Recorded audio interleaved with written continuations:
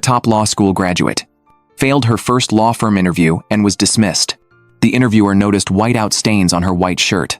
Her shoes and socks were dirty. More importantly, she was late for the interview.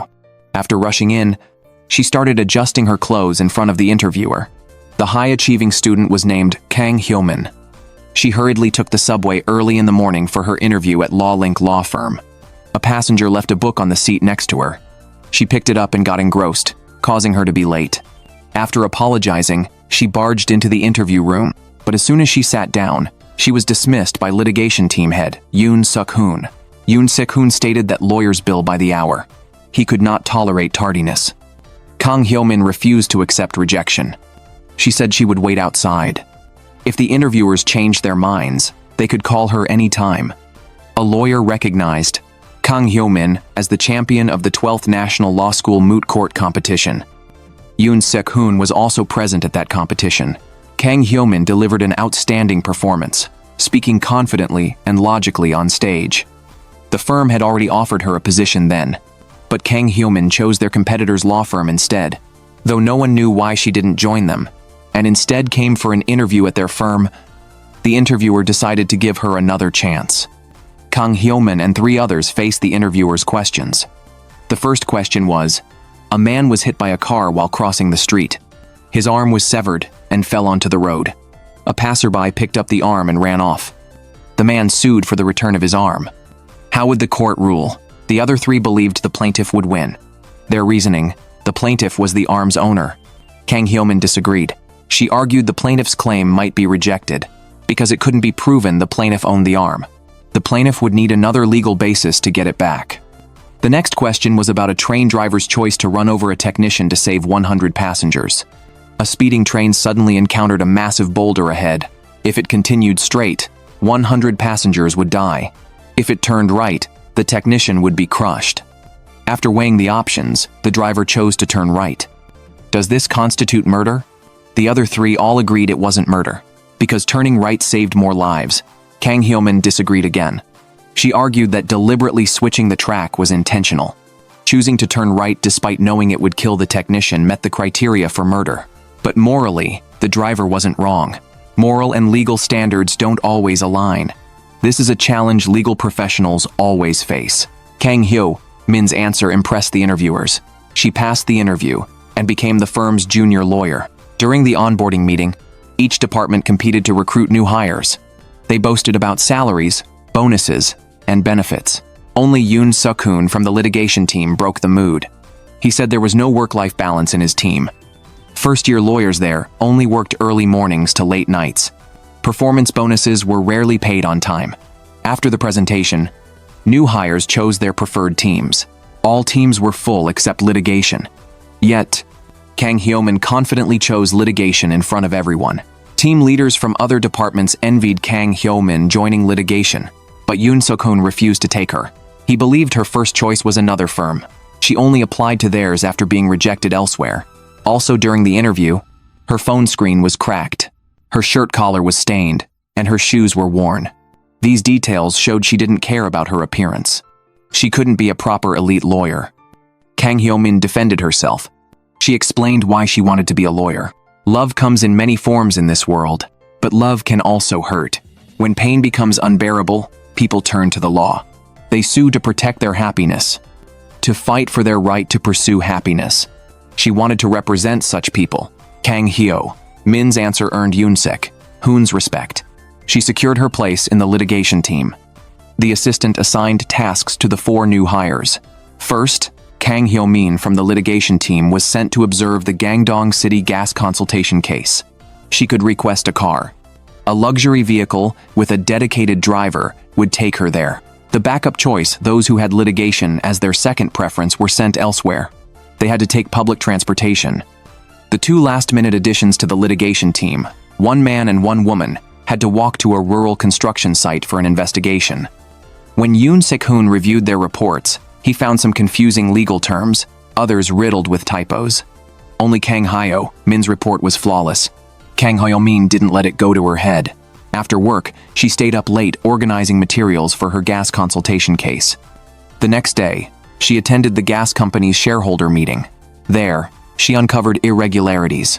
For the past 7 years, only Hot Spring Village's revenue had plummeted. What was the reason? The company dismissed her, thinking she was just a procedural lawyer with no right to details. They refused to answer her questions. Undeterred, Kang Hyo-min took a car to Hot Spring Village to investigate. Because of her unauthorized investigation, she was marked absent twice without notice.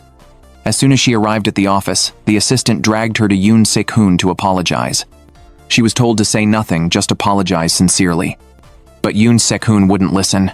He accused her of being undisciplined and immediately fired her. Kang Hyo-min fought back. Seok-hoon is the one who acts on his own. We're lawyers, at least give me a chance to defend myself before deciding. He gave her 2 minutes. Kang Hyo-min presented her findings. For 7 years, Hot Spring Village's gas fees had dropped sharply.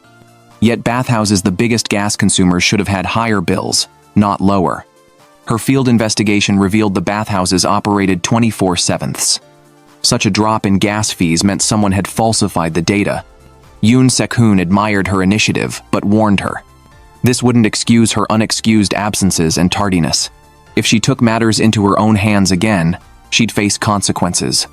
The trial began soon after. As the gas company's lawyer, Kang Hyo-min walked into the courtroom carrying 2 files. The prosecutor argued that the defendants had removed the original pipes between the gas mains and meters. They had installed homemade copper pipes to illegally siphon city gas. The judge stated that without proof of the stolen gas volume, the trial couldn't proceed. Kang Hyo-min said she could calculate the amount. She pulled out her files and explained she had visited every bathhouse. She reviewed audit reports and calculated the stolen gas over 7 years, along with its estimated market value. With Kang Hyo-min's evidence, the trial resumed. The prosecutor reported total losses at around 3.8 billion won. Due to the large sum, they requested a heavier sentence for the defendants. The defendants immediately protested. They claimed they were small businesses just trying to save on gas bills. They even argued that a gas monopoly with elite lawyers was unfairly targeting powerless merchants. Kang Hyo-min stood up. She pointed out that the gas company was made up of ordinary citizens. Meter readers braved extreme weather to check usage.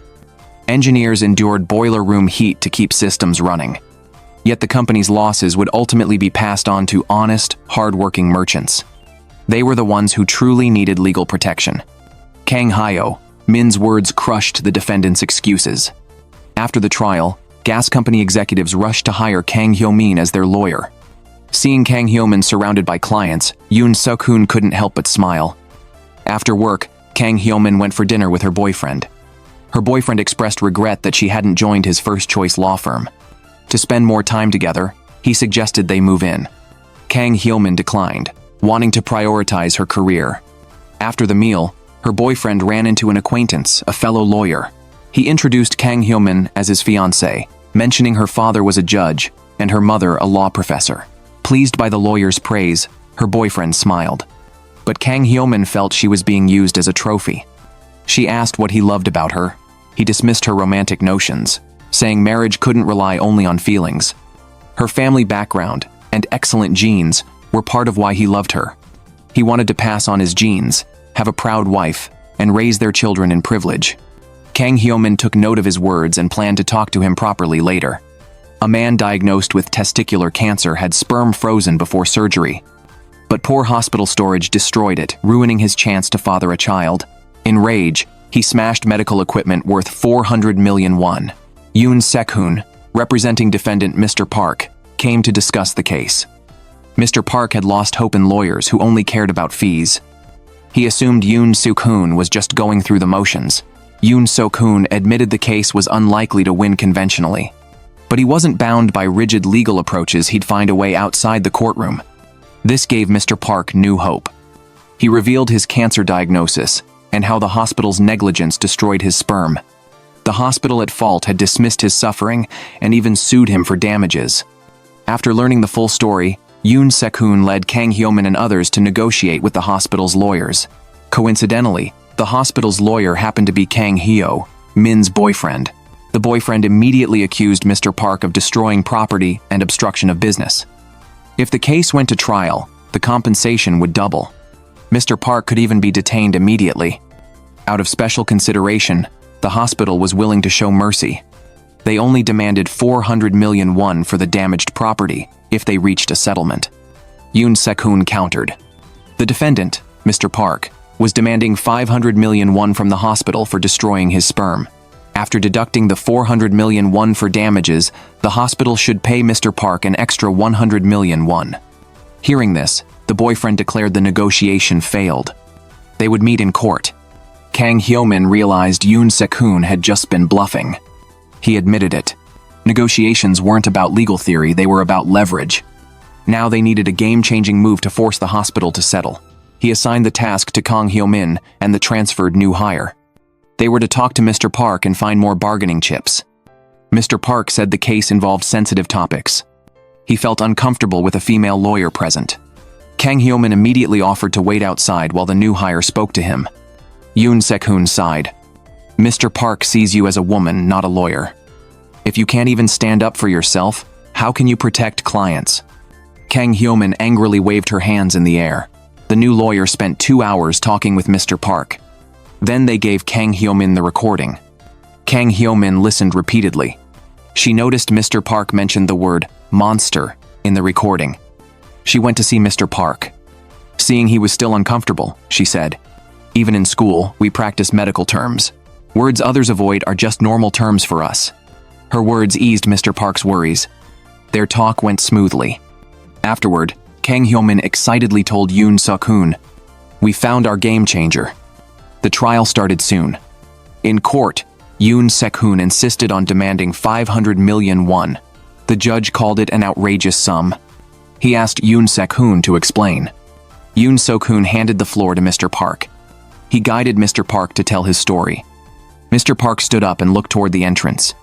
Everyone followed his gaze. A woman with half her face burned entered. Mr. Park introduced her as his wife. They had been in love and decided to marry. But right after his proposal, she was in a car explosion. Half her face was disfigured. The tragedy destroyed her. After her release, she avoided him. But he loved her deeply. He kept appearing before her, reaffirming his love. He wanted to hold their wedding as planned. Touched by his persistence, she finally agreed. But when trying on the wedding dress, she collapsed again. Seeing herself in the mirror, she ran away. The turning point came when she saw her sister's baby. The soft, sweet infant renewed her desire for life. She wanted a child to inherit her healthy appearance. They finally married. Unfortunately, Mr. Park was diagnosed with testicular cancer while trying to conceive. Surgery could cure him but rob him of fatherhood.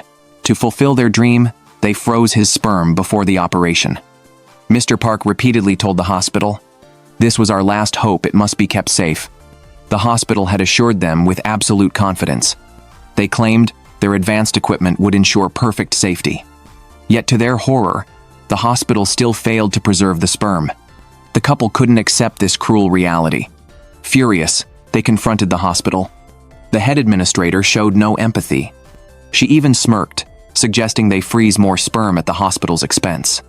Her smile was particularly offensive.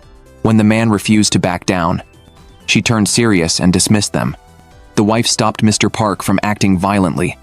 But as they left, they overheard the administrator and receptionist whispering, calling the wife a monster and her future child the same. Mr. Park finally snapped and smashed hospital equipment. Devastated, the wife shut herself away, refusing to face anyone. It wasn't until Seok-hoon visited their home and encouraged her to stand up with Mr. Park for justice that she found courage. "What you should be ashamed of," he said, "is not your appearance, but how you shrink from others' stares and insults. Their words mean nothing." Empowered, the wife finally stepped into court to speak for herself. Mr. Park finished recounting everything. Seok-hoon took over. The hospital didn't just destroy sperm. They shattered the couple's hopes for a future and their right to parenthood. Even 1 billion won in compensation couldn't fix that. Seok-hoon's powerful arguments made the hospital and her boyfriend uneasy. Seeing reporters taking notes, the hospital feared bad press. They ordered her boyfriend to drop the case. The boyfriend requested a court recess. He then approached Seok-hoon to settle. Seok-hoon proposed an offset. The hospital pay Mr. Park 100 million won. When the boyfriend objected, Yoon reminded him of the hospital's multi-billion-dollar investment projects. A single scandal could ruin everything. The reporters he brought could publish any time. The hospital should know what mattered most. After weighing the risks, the boyfriend agreed. He demanded no media coverage and that Mr. Park discuss the case with no one. In exchange, the hospital would drop all civil and criminal charges. After sealing the deal, Yoon told Mr. Park and his wife about the 100 million won compensation. The couple cried with joy, grateful to Yoon and his team. Mr. Park's love moved Kang Hyo-min, but her own heart was in turmoil. Her boyfriend proposed with a ring. She didn't want lies in their relationship. She revealed she wasn't an only child. She had a twin sister with hereditary hearing loss. Her aunt and uncle were also deaf. Her parents believed her sister would fare better with her aunt than in a hearing world, so they sent her away at 5. Her family wasn't perfect, as her boyfriend thought. He couldn't accept imperfection in his ideal image. Worried the deafness gene might affect their future children, he took back the ring and left, claiming he needed time to think. Days later, Kang learned from a friend that her boyfriend was dating. She rushed to the restaurant and signed, "He's a jerk." That night, heartbroken, Kang worked late alone. Yoon happened to be there too. She asked him what he thought of Mr. Park and his wife's love. Yoon replied, "I'd stay by Mr. Park's side too. Anyone who abandons their loved ones in trouble isn't just unloving, they're heartless." Before leaving, Yoon praised Kang without restraint. "You handled Mr. Park's case very well." The delivery guy just drank half a cup of coffee his coworker handed to him and immediately felt drowsy. When he regained focus, a little boy suddenly dashed out in front of him. Fortunately, he slammed on the brakes and avoided hitting the boy. Strangely, though there was no collision, the boy became paralyzed from the waist down. The boy's mother, seeing her son in danger, screamed hysterically while clutching him. When the police arrived, they conducted a drunk driving test. The delivery guy tested positive for alcohol and was arrested for suspected drunk driving. The mother took her son to the hospital for an examination. The results showed only minor scrapes on his knees, no signs of impact. The doctor confirmed the boy had not been hit by the car, but his legs were immobile due to a functional disorder in part of his spinal nerve circuits, an internal injury typically caused by external impact. Then, the mother received a call from the police. After reviewing surveillance footage from the scene, the police confirmed the delivery guy's car had not struck the boy. Despite the evidence, the mother still blamed the delivery guy for her son's condition. She filed a lawsuit against him, vowing to send him to prison and bankrupt the delivery company. Yoon Seok-hoon's team, acting as the delivery guy's defense lawyers, immediately obtained the doctor's report. The injuries matched collision trauma, yet no collision had occurred. Yoon Seok-hoon found this suspicious.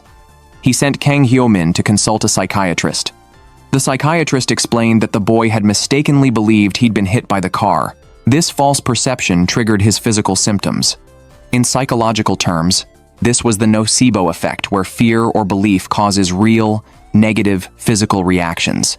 A similar case occurred in 1950. A crewman was trapped in a cruise ship's freezer, where he eventually froze to death. Before dying, he carved notes on the wall describing how the cold first numbed his nose, then his fingers and toes, until he could no longer feel the cold. Shockingly, the freezer had been emptied of alcohol and left closed. The temperature inside was actually 18 degrees Celsius, far too warm to cause death. In reality, the crewman's belief, not the cold, had killed him. After hearing the psychiatrist's explanation, Yoon Seok-hoon instructed Kang Hyo-min to interview witnesses. Other parents confirmed the car had stopped just before hitting the boy, who then collapsed as if injured. The mother's hysterical reaction made it seem like the boy had been killed. Kang Hyo-min and Yoon Seok-hoon concluded the mother's overreaction had misled the boy into believing he'd been hit, causing his psychological and physical reactions. During the lawyers' meeting, the mother's attorney turned out to be Kang Hyo-min's ex-boyfriend. He acted dishonestly, telling Yoon Seok-hoon and Kang Hyo-min to meet at 2:30 p.m., but secretly meeting the delivery guy at 2 p.m. to pressure him into confessing. The mother demanded 200 million won in compensation and refused to settle the drunk driving charge. The ex-boyfriend continued pressuring the delivery guy, who insisted he'd only drunk half a cup of coffee and didn't know it contained alcohol. No matter what he said, the mother insisted he'd crippled her son, even telling him, "If you want forgiveness, Cripple your own child and bring them here. The delivery guy couldn't afford 200 million won. At his manager's suggestion, he knelt and begged the mother for mercy. Yoon Seok-hoon arrived, pulled him up, and sharply countered that the ex-boyfriend's evidence failed to prove guilt. The ex-boyfriend argued that the child's sudden paralysis after the incident proved psychological trauma, regardless of collision. Yoon Seok-hoon responded, "Then provide the evidence." The ex-boyfriend had no reply. At the first trial, the ex-boyfriend accused the delivery guy of drunk driving under heavy workload, causing the non-contact accident. He demanded 200 million won in damages. Kang Hyo-min stood to defend, claiming the boy's paralysis resulted from his mother's overreaction and requested a mental evaluation for the child. After the trial, Yoon Seok-hoon sent Kang Hyo-min to check the boy's medical records. Kang Hyo-min discovered the boy visited the hospital 5 to 6 times a week, but had no prescription records. The boy's doctor refused to meet her. Luckily, Kang Hyo-min's friend was a doctor at the same hospital. He suggested this might be Munchausen syndrome or illness anxiety disorder. Munchausen syndrome involves faking illness for attention, while illness anxiety disorder is excessive health-related fear. Kang Hyo-min reported her findings to Yoon Seok-hoon, who used them as strong evidence. At the third trial, Yoon Seok-hoon called a psychiatrist to testify. The psychiatrist diagnosed a strong psychological dependence between the boy and his mother, meaning the boy couldn't think independently and followed her lead. Yoon Seok-hoon played footage of the mother's reaction at the scene. The psychiatrist confirmed her overreaction likely made the boy believe he'd been hit, creating a psychological trigger for his paralysis. The psychiatrist also tested the boy by asking him to pick the longest line on paper. At first, he chose correctly, but when the mother deliberately picked a wrong answer, the boy immediately changed his choice. This proved the boy could think rationally, but relied too heavily on his mother's judgment. Yoon Seok-hoon questioned the mother, revealing deeper family issues. After giving birth, she quit her job to become a full-time mom. She isolated herself from family and friends, with her husband working abroad. The boy became her entire world. Shockingly, the 5-year-old was still breastfeeding and had attended kindergarten for only a few days before the mother claimed he didn't fit in and pulled him out. The mother claimed she did it out of love, wanting to protect her child from harm. Yoon Seok-hoon accused her of using the boy to fill her emotional void, masking her obsession under the guise of love. He warned that without changing their dynamic, the boy could remain disabled for life under this unhealthy relationship. Stung, the mother broke down and began reflecting on her behavior. Kang Hyo-min thought Yoon Seok-hoon's words were too harsh. She believed the mother truly loved her son. But Yoon Seok-hoon insisted only the brutal truth could wake her up. Not all mothers are selfless. Some don't want to be mothers, while others shouldn't be. These words reminded Kang Hyo-min of her own mother, a perfectionist who had sent her disabled sister to live with an aunt. Kang Hyo-min resented her but knew her mother had sacrificed her career to raise her. Yoon Seok-hoon also had painful memories. Once, he found a pregnancy test in the trash after work. When he excitedly asked his wife, she insisted they weren't pregnant. He suspected she had aborted, especially since she'd recently visited her family. She refused to answer, claiming they'd agreed before marriage to remain childless. Heartbroken, Yoon Seok-hoon forced himself to accept her selfish choice, but the pain never faded. Attorney Ko, who regards Yoon Seok-hoon as a rival and constantly clashes with him, is now courting President Choi of the Comma Fund to collaborate with the law firm. President Choi sets a condition. If Yoon Seok-hoon helps him settle a private lawsuit, he will entrust the law firm with the company's special investment case.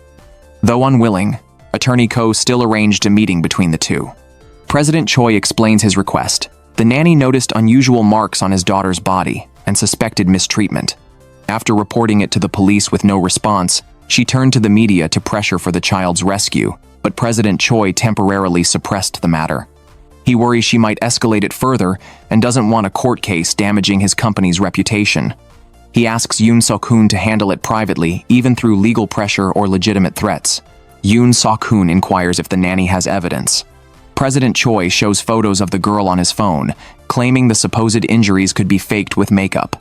He accuses the nanny of fabricating facts due to her long-term relationship with the child. Yoon Seok-hoon, principled in child-related cases, refuses them all, yet surprisingly accepts this one. His assistant gives Kang Hyo-min the nanny's contact and address to assist with the case.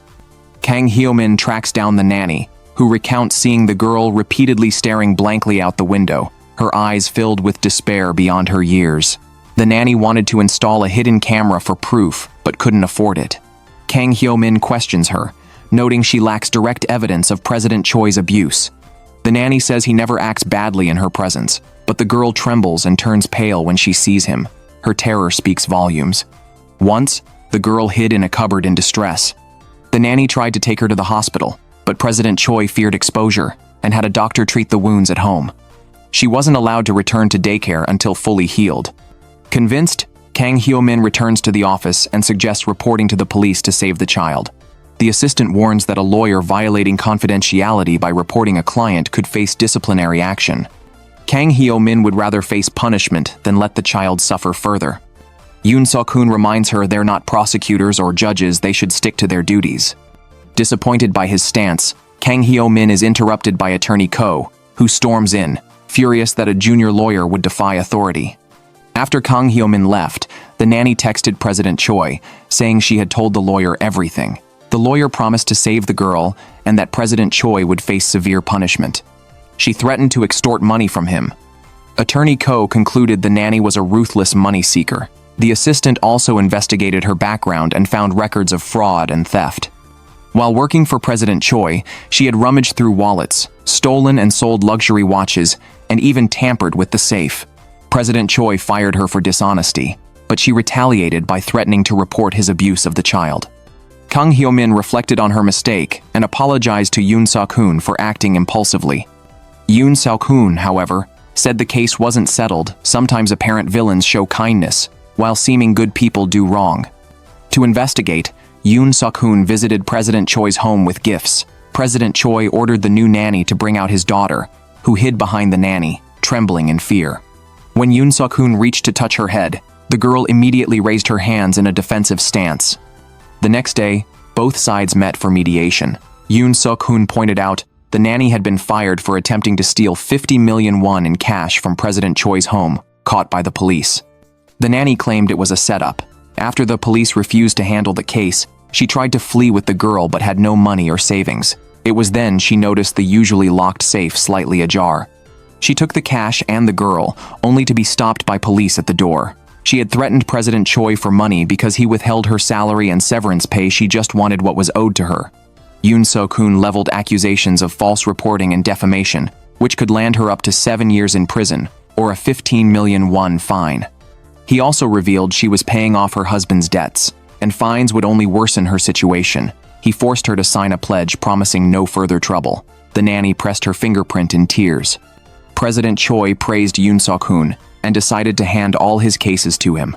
Kang Hyo-min, however, remained troubled by Seok-hoon's approach, accusing him of bullying the weak to curry favor with the powerful. She vowed to report President Choi herself. Seok-hoon reminded her they only had photos. President Choi had framed the nanny by bringing a doctor to set her up, proving his cunning. Most of the Kama Fund's money came from the elite. President Choi helped them launder money and make it grow legally. Charging him for child abuse alone wouldn't send him to prison. If they escalated matters, President Choi would take his anger out on his daughter at home. The next day, Kang Hyo-min noticed people entering and leaving Seok-hoon's office. For several days afterward, Seok-hoon didn't come to work. Then President Choi called for help. His daughter had run out of the house while he was away. Someone had reported it, and the police were blocking the front door. Seok-hoon suppressed his anger and demanded to know if President Choi had hurt the child again. President Choi knew Seok-hoon had already uncovered the truth but took the case for the fee, making him believe Seok-hoon would continue covering his crimes for money. The police had left, after failing to get a response at the door.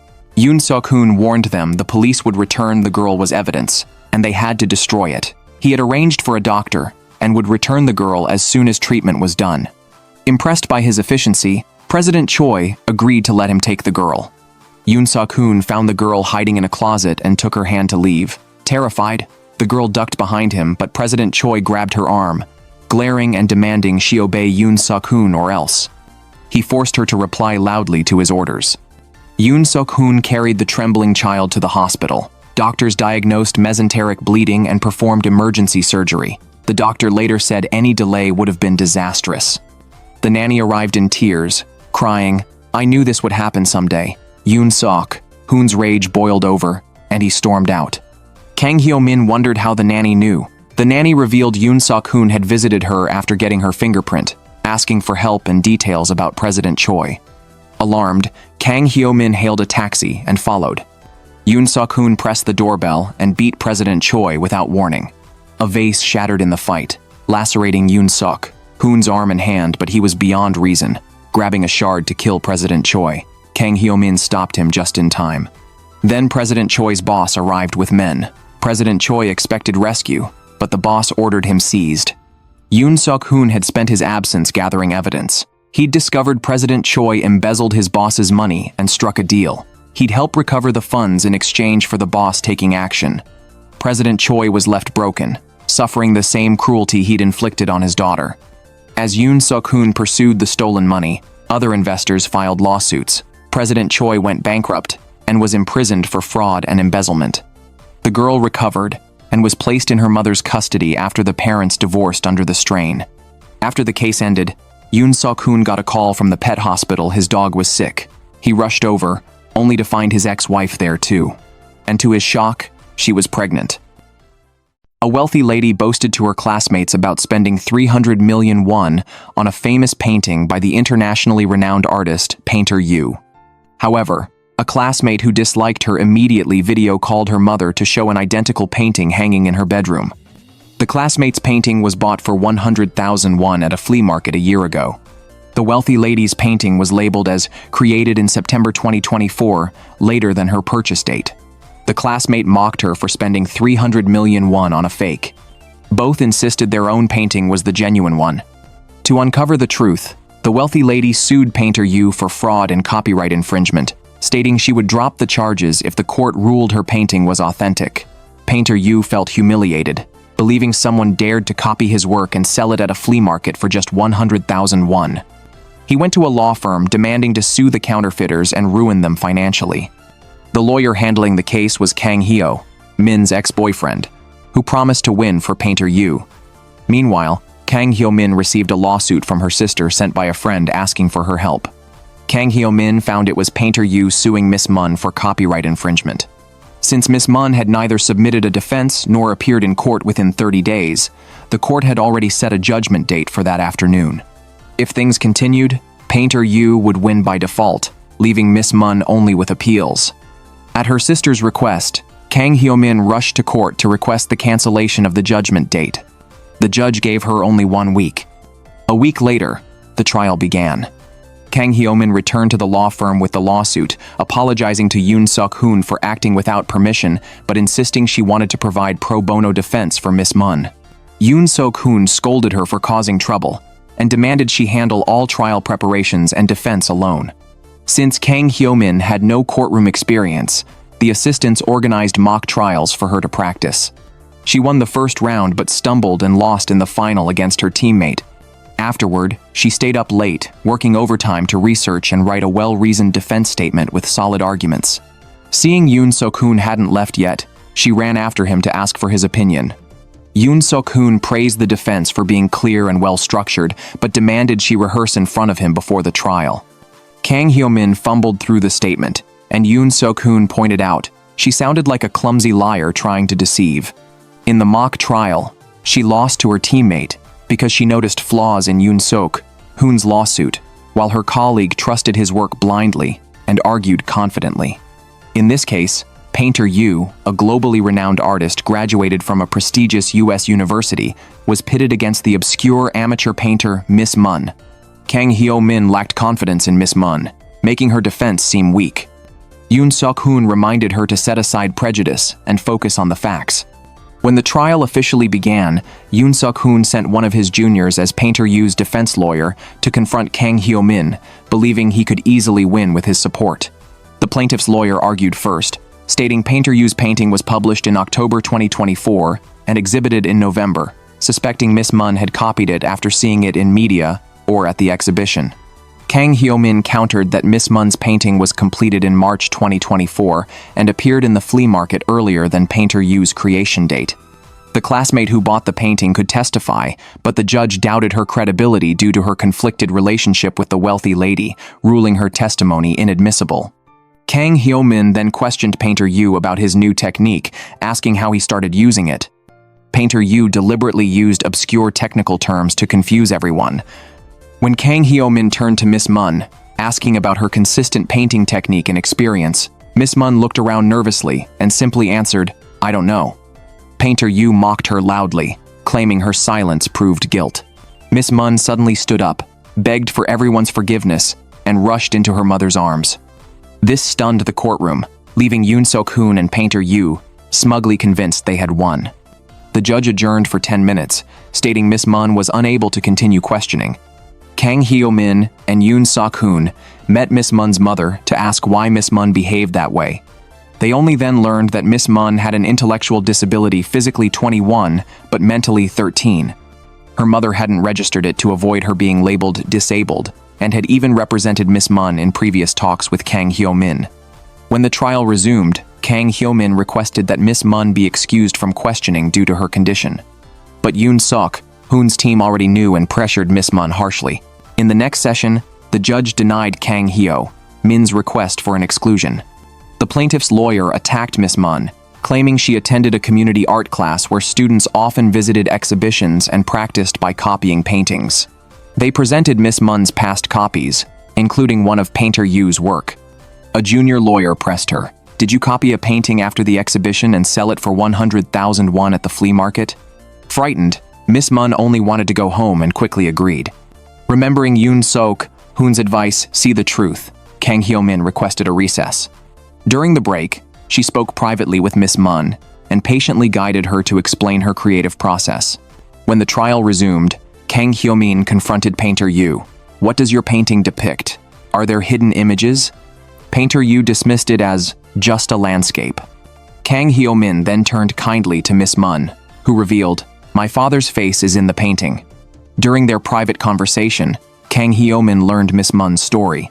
Miss Mun came from a happy family, but her father left when she was 12. Her mother held a grudge, but Miss Mun couldn't stop missing him. She developed a unique technique to hide her father's portrait in every painting, visible only in the dark with a flashlight. Kang Hyo-min tried it and saw the same face as in Miss Mun's photo. When she shone the light on Painter Yu's painting, the same face appeared. The courtroom erupted in shock. "The evidence is clear." Forced to admit guilt, Painter Yu claimed, "Without me, Miss Mun would be nobody. Her work belongs in flea markets. She should thank me." Kang Hyo-min fired back. "You're the one who disrespects art. Apologize and pay compensation. That's what the law is for." She won a stunning victory. Even Seok-hoon, usually harsh, acknowledged her as Attorney Kang Hyo-min. The title filled her with pride, the highest honor for a lawyer. The boyfriend fell for someone else and unilaterally broke up with her. Furious, the woman decided to sue him. Her lawyer informed her that emotional damage from a breakup couldn't be legally pursued. To everyone's shock, she suddenly tore off her top. The next day, the law firm took on another case. Miss Seol had a severe scar condition. Any wound would spread rapidly and leave permanent scars. For her, minor injuries were catastrophic disasters. Even surgery couldn't remove them.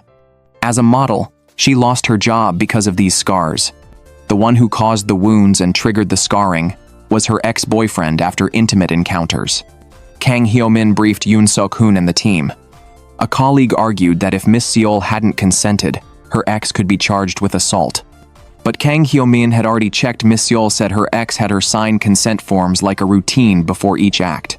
A female colleague suggested they could invalidate the consent if she was drunk. Unfortunately, Miss Seol never drank.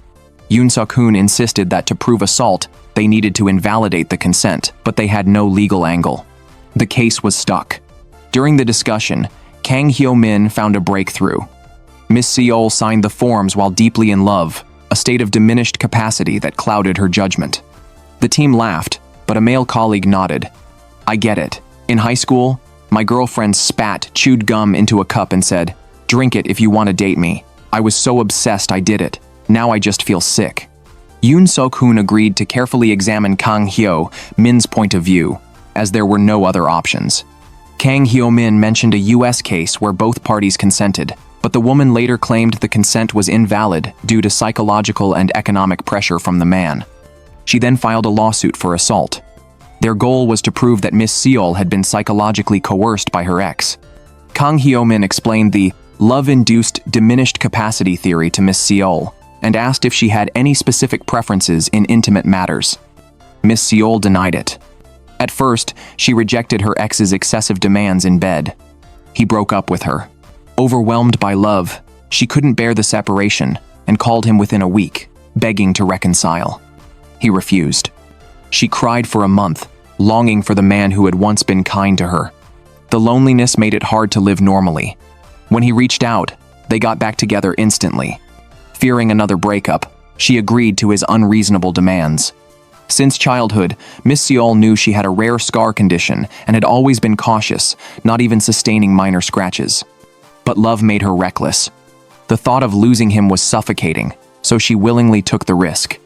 After work, Kang Hyo-min went to a bar with two friends. A handsome man approached her, offered drinks, suggested sharing a table, and even loosened her hair tie, complimenting her look. Flustered by her first flirtation, she paled upon hearing his name. He was Miss Seol's ex-boyfriend. The next day, Miss Seol's ex-boyfriend arrived at Yullim Law Firm for help. Kang Hyo-min's ex-boyfriend analyzed. Legally, we can win, but the case is sensitive. It could spark public backlash. Miss Seol's ex didn't want personal details becoming gossip and demanded a settlement meeting. Meanwhile, Kang Hyo-min and her colleagues dined out on Seok-hoon's tab. By the time Yoon arrived, everyone was drunk. He escorted Kang home, handing her a handkerchief when she looked unwell. She sniffed it and gushed like a fangirl. "Your handkerchief smells amazing." The next morning, she cringed at her behavior, blaming alcohol for her loss of control.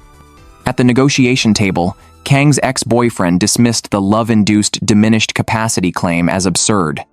He suspected Miss Seol was using legal threats. Yoon countered, "One-sided pleasure causing irreversible harm justifies criminal charges and damages." Miss Seol's ex suddenly asked everyone to leave. He wanted to talk to Kang alone. He believed she'd approached him at the bar to extract damaging statements but didn't mind he liked her. Kang denied any intent, but he cut her off. He handed her a blank check. "Write any amount, sign an NDA, and drop this for your sake." He claimed ignorance of her condition, calling their acts normal couples play. But he warned, "If you push further, I have videos proving consent."